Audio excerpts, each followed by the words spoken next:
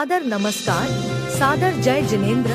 क्षमा news channel कहीं भी कभी भी सही और सकारात्मक समाचारों के लिए देखना और सुनना न भूलें। साथ में आपसे विनम्र निवेदन है कि यदि आपने इस चैनल को सब्सक्राइब नहीं किया है तो कृपया अवश्य कीजिए और शेयर और लाइक करना ना भूलें। भारत सरकार शीघ्र ही स्वामी जी भारत सरकार शीघ्र ही राष्ट्रीय स्तर पर जनगणना कराने जा रही है।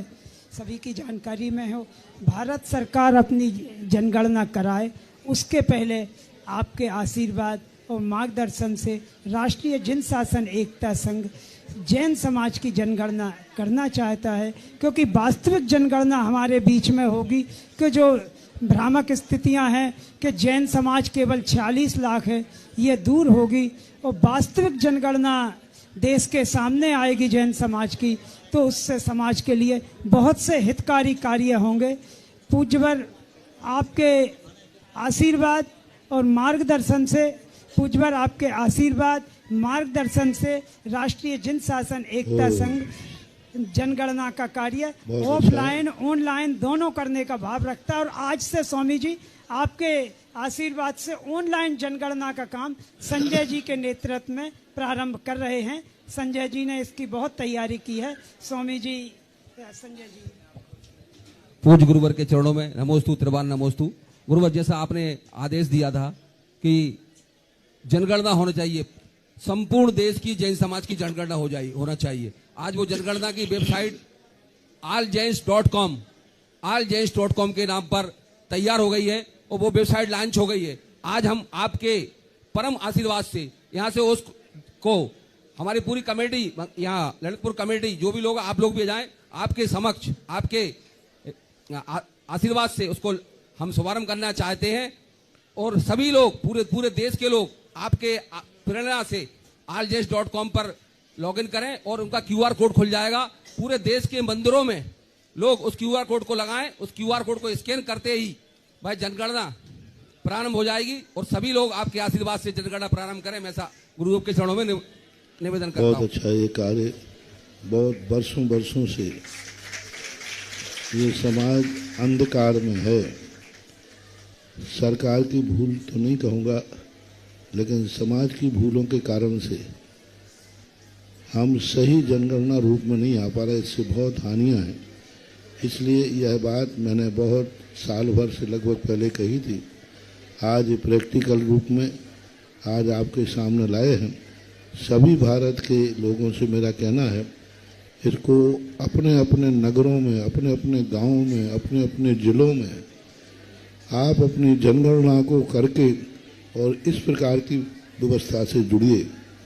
आप हर जिले वाला अपने जिले की करे, हर तहसील वाला अपने तहसील की करे, और छोटे छोटे गांव जहां ये ना पहुंच पाए वहां की जनगणना करके आप अपने उस स्तर पर यहाँ भेज सकते हो। जैसे कोई छोटे छोटे गांव हैं जहां कोई पहुंच ही नहीं पा रहा है, वहां की जनगणना करके आप इनके पास तक पहुंचाएं।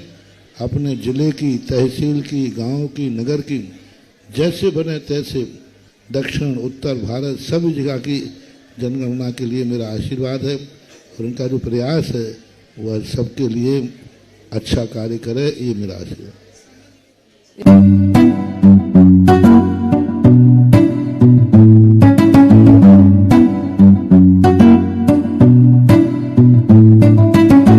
महाराज जी, ये जो आपका ललितपुर, लाड़ला ललितपुर है,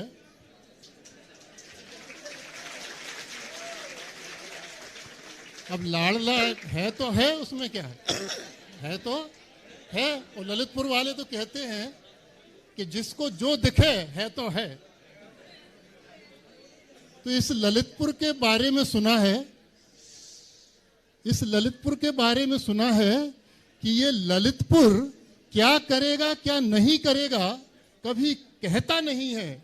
अगर इसका कोई रिकॉर्ड तोड़ दे तो फिर ये सहता नहीं। क्या बात है, जय हो। सुना है कि केसर का फूल सिर्फ कश्मीर में खिलता है। केसर का फूल सिर्फ कश्मीर में खिलता है, कहीं और खिल ही नहीं सकता। इस ललितपुर को जो मिल रहा है कहीं किसी को मिल ही नहीं सकता। जय हो, जय हो। और महाराज जी बहुत कुछ सुना। अभी ये दीदी लोग को के पूछ रही थी, एक दिन कुछ दिन पहले उन्होंने पूछा था भक्तांबर महिला मंडल ने शायद कि आपने ये रिकॉर्ड तोड़ दिया, वो बना दिया, वो तोड़ दिया, वो बना दिया, इधर तोड़ दिया, उधर तोड़ दिया। ऐसा ही सुनने में आया था कि उपाधियों की भी बात कुछ हुई थी इस बीच में। और गोलाकोट जाओ तो उधर तो यही सुनने में मिलता है कि धरा पे आसमान से आपने स्वर्ग उतार दिया। तो यहां से शुरू करते हैं कि जो रिकॉर्ड की बात आप लोगों ने की थी पिछली बार कहीं खनिया धाने में कहीं, कि ना तो उसे रिकॉर्ड बनाने का शौक है, ना उसे रिकॉर्ड तोड़ने का शौक है। वो जानता है मोक्ष मार्ग पर मोक्ष टहलने से नहीं मिलता, उसे तो बस दौड़ने का शौक है। वो अपनी सुना है कि वो अपनी हर बात बड़ी सीधी करता है, वो अपनी हर बात बड़ी सीधी करता है पर किसी को तिरछी लगती है। वो क्या करे अगर किसी को मिर्ची लगती है। क्या बात है, जय हो। सुना है कि ना उसे अपनी तपस्या का गरूर है, ना उसे अपनी तपस्या का गरूर है, ना उसे अपनी ख्याति का गरूर है, पर जो उससे टकराता है वो जानता है उसकी 56 इंच की छाती जरूर है। वो बिल्कुल वही करता है। सुना है कि वो बिल्कुल वही करता है जो उसका गुरु कर गया है। दुनिया यूं ही नहीं कहती, बिल्कुल गुरु पर गया है। उसके गुरु, सुना है कि उसके गुरु मात्र प्रवचन देते थे, वो भी प्रवचन देता है। ना उसके गुरु वचन देते थे, ना वो वचन देता है। सुना है कि उसके गुरु का कोई प्रकल्प नहीं है, उसके गुरु का कोई प्रकल्प नहीं है, उसका भी कोई प्रकल्प नहीं है। गुरु और शिष्य दोनों यूनिक हैं, दोनों को कोई विकल्प ही नहीं है। सुना है कि वो कहता है, सुना है कि वो कहता है वह कुछ नहीं जानता है। वो कहता है कि वह कुछ नहीं जानता है, पर कौन है जो ये बात मानता है? कौन है जो उसकी ये बात मानता है? अरे दुनिया जानती है कि वो सब जानता है। दुनिया जानती है, दुनिया जानती है कि वो सब जानता है। सोया हुआ तीर्थ हो या भक्तों की किस्मत, वो जगाना जानता है। भूत कैसे भी लगे हों वो भगाना जानता है। भूत कैसे भी लगे, भूत कैसे भी लगे हों वो भगाना जानता है। यूं तो महाराज है वो सज्जनों का, पर दुर्जनों को ठिकाने लगाना जानता है। जय हो, जय हो। सुना है वो उपाधियों के लिए न जीता है, न उपाधियों के लिए मरता है। न वो उपाधियों के लिए जीता है, न उपाधियों के लिए मरता है। वो एक ही उपाधि उसकी काफी है जो उसके गुरु ने दी थी। अरे शेर की दहाड़ से तो जहान डरता है। जय हो, जय हो, जय हो। उस एक ही उपाधि की दहाड़ से तो सारा जहां डरता है। सुना है कि दीक्षा के समय, यदि महाराज जी मैंने गलत सुना हो तो बरनी जी ठीक कर देना, और सही सुना हो तो आप लोग तो फिर हैं ही हैं, कोई दिक्कत नहीं है। सुना है कि दीक्षा के समय वो धर्म में बड़ा मूर्ख और अज्ञानी था। भैया थोड़ा सा इधर शांत रहो। आज के बाद आप लोग नियम ले लो, जब भी महाराज जी की जिज्ञासा, कोई 1 घंटे का मौन लेके बैठा करे। बहुत तकलीफ होती है महाराज जी को, बोलना पड़ता है आप लोग साथ, बीच में कार्यक्रम रुक जाता है। महाराज जी 122 देश सुनते हैं, क्या आपका मने अच्छा नहीं लगता? थोड़ा सा बिल्कुल कितना ही जरूरी काम हो शांति से बैठा करें। कहाँ के रहते हैं?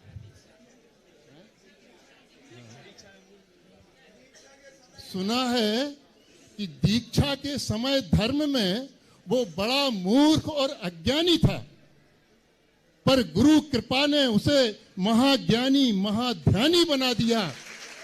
और वो भी ऐसा समर्पित हुआ गुरु चरणों में कि गुरु ने उसे अपनी निशानी बना दिया।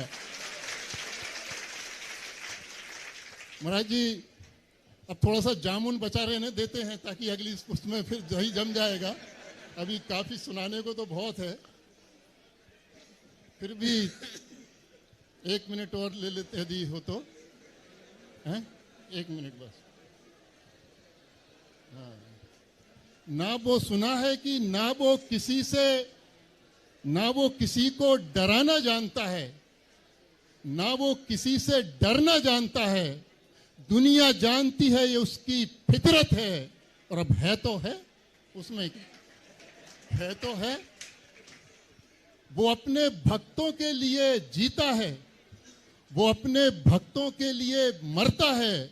ये उसके दिल में भक्तों के लिए उसकी मोहब्बत है। अब है तो है। सुना है वो उल्लू जुगनू गोंच गड़ेता, वो उल्लू जुगनू गोंच गड़ेता सबके लिए गले लगाता है। ये उनके लिए उसकी नफरत है। अब है तो सुना है कि वो चाहता है उसका हर भक्त अशोक पाटनी बन जाए। जय हो जय हो जय हो। वो चाहता है कि उसका हर भक्त अशोक पाटनी बन जाए। ये उसकी हसरत है। अब है तो है। नमोस्तु महाराज जी, नमोस्तु महाराज जी, नमोस्तु महाराज जी। जिज्ञासा ये है कि आपने जो है, आपने वो कौन से जो ने वो भागेंदु उनका एक चित्र बनाया था आपने, कि वो कैसे थे लोगों को, स्केच था नहीं? हाँ, भागचंद भागेंदु जी का। क्या कभी आपने आचार्य मानतुंग महाराज का भी कोई चित्र उपस्थित नहीं है, तो वो कैसे रहे होंगे? क्योंकि वो तो और भी ज्यादा सबके श्रद्धा के विषय। कोई एक ड्राइंग किसी दिन यदि आप बनाएं तो वो भी बहुत लोगों को एक प्रेरणा और बहुत जुड़ जाएंगे उससे। नमोस्तु महाराज जी, नमोस्तु। ललितपुर को तो लाडला कहा, लेकिन लाडले वाले लड़ते भी बहुत है, और जो जितना ज्यादा लड़ता है वो बाद में उतना ही ज्यादा लाडला बन जाता है। और इसमें कोई संदेह नहीं है कि ललितपुर को यही नहीं, सब लोग जानते हैं कि ललितपुर का स्वरूप क्या है। जय हो जय हो। बाकी तो सब इन्होंने कहा ही है कि सुना है, और है सो है तो है। क्या बात है। उनका चित्र इसलिए बनाया था मैंने कल्पना से, क्योंकि उनका चित्र कहीं उपलब्ध नहीं था। मानतुंग आचार्य की इतने चित्र लोग बना चुके हैं कि वो सबके अंदर वही हथकड़ियों वाला उनकी छवि में आ गया है। मानतुंग आचार्य महाराज के इतने चित्र काल्पनिक बने हैं कि वो सबके मन में, सबके अंदर वो समा गया है कि महाराज के गले में खटकड़ियाँ डली हैं और वो लिख रहे हैं। तो अब उस चित्र के बाद वो दूसरे चित्र को उससे ओझल करना, इसलिए मैंने नहीं बनाया। मैं वही चित्र बनाता हूँ जो दुनिया में कहीं नहीं मिलता, जैसे ललितपुर की गुफा। अब ललितपुर की गुफा का मात्र पेंसिल से, कागज से बना हुआ चित्र है, जो आज दुनिया में कहीं नहीं है। यदि कहीं होती तो शायद मैं नहीं बना पाता। वो मात्र पेंसिल। और एक बार पेंसिल चली थी बिजोलिया के अंदर, पारसनाथ की ना वैसी मूर्ति दुनिया में थी और ना है। इसके बाद तो बहुत सारी बन गई, लेकिन वो भी एक पत्थर के बैठे बैठे मैंने पत्थर के ऊपर पेंसिल से बनाई थी, और वही मूर्ति आज सारे जगत के लिए एक बहुत बड़ी चीज बन गई। कुछ चीज़ें ऐसी हैं जो दुर्लभ होती हैं, उनके संबंध में कल्पना। लेकिन मानतुंग आचार्य की लोग बहुत सारी कल्पनाएं कर चुके हैं। अब उस पर एक अपनी कल्पना करना, पुरानी कल्पनाओं को द्रोहित नहीं करना चाहता। उनका तो भागचंद जी भागेंदु का तो महावीर अष्टक के लेखक हैं वो। तो जब गुना में मिश्री लाल जी ने उनके ऊपर PhD की, तो वो ही हमें वहाँ ईसागढ़ ले गए थे और वहाँ पर ऐसा भाव आया कि इनकी ये जन्मभूमि है तो क्यों ना उनकी एक छवि वो आए। तो वहाँ जो मैंने ध्यान किया उसी मंदिर में बैठ कर के जो आकृति मेरे दिमाग में आती गई मैं पेंसिल से बना दिया और आज वही मूर्ति वहाँ बैठी हुई है स्टेचू के रूप में। तो ऐसे कि जो अपन जो प्रतिष्ठा के बाद में आप सूर्य मंत्र देते हैं तो जो भगवान जैसे आदिनाथ भगवान है तो फिर बाद में अपन यही मानते हैं कि ये वही भगवान है, जैसे नहीं है या मूर्ति नहीं है उनकी, ये साक्षात वही भगवान है। तो भविष्य काल के भगवान के बारे में कैसे मान सकते, क्योंकि हो सकता है वो स्वर्ग में हो कहीं और हो कि वही है, तो कैसे घटित होगा ये? भगवान ने उनकी भावी पर्याय का चित्र दे दिया ना।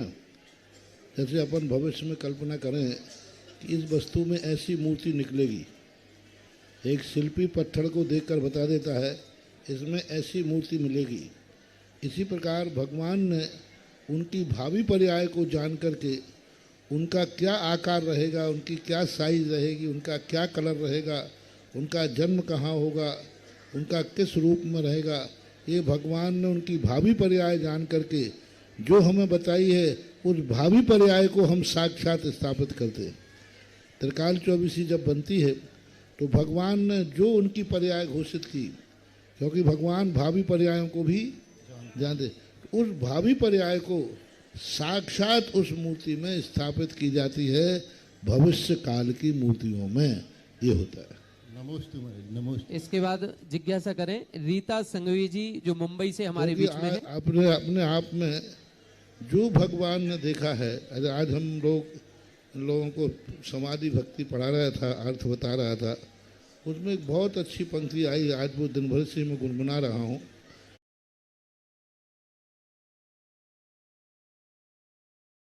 स्वात्माभिमुख सम्मिति लक्षणम सुत चक्षुषा पश्यन पश्यामि देवत्वाम केवल ज्ञान चक्षुषा। ये पंक्ति एक इतने बड़ा मंत्र दिया पूज्यवर पूज्यपाद स्वामी ने, इतना बड़ा संसार की हर समस्या का समाधान, हर अटकल पक्षियों का समाधान, अनुभव को जो प्रमाण मानते हैं, आंखों देखी को जो प्रमाण मानते हैं, उन पर भी करारा जवाब। स्वात्माभिमुख सम्मिति लक्षणों, स्वात्मा के मुख में जो अनुभूति आ रही वो किससे? सुतम चक्षुषा, शुद्ध ज्ञान का ही मात्र चक्षु होता है। और वो शुद्ध ज्ञान कहाँ से आया? हमारा तो छद्मस्त का है, शुद्ध ज्ञान तो छद्मस्त होता है। पश्यन पश्यामि त्वाम, पश्यन पश्यामि त्वाम केवल ज्ञान चक्षुषा। हे भगवान, मैं जो जान रहा हूँ, मैं जो अनुभव कर रहा हूँ, वह आपने केवल ज्ञान के चक्षुओं से देखा है, वही मैं देख रहा हूँ। जो आपने केवल ज्ञान में देखा है वही मैं शुद्ध ज्ञान में देख रहा हूँ। देखना कितनी बात है, जो आपने केवल ज्ञान के चक्षु से देखा है वही मैं शुद्ध ज्ञान के चक्षु से देख रहा हूँ। ऐसी जो अनुभूति होती है, तो भगवान ने भावी पर्याय अपने केवल ज्ञान से देखी, उस भावी पर्याय को मैंने शुद्ध ज्ञान से पकड़ करके और मूर्ति में स्थापित कर दिया। ये है बहुत बड़ा, तो ये बहुत बड़ा मंत्र है पूज्यपाद स्वामी। आदरणीय सतीश भैया जी का बहुत बहुत धन्यवाद, आभार। आज एक नया पैटर्न लेकर के आप आए हैं, है तो है, आगे भी हम लोगों को इंतजार रहेगा। केवल हम लोगों को क्या, पूरी दुनिया को इंतजार रहता है कि सतीश भैया बहुत दिनों से नहीं आए और दुनिया में क्या चर्चा है ये पता नहीं चल रहा है। क्षमा न्यूज चैनल देखने के लिए आपको बहुत बहुत धन्यवाद। सादर प्रणाम, सादर जय जिनेंद्र।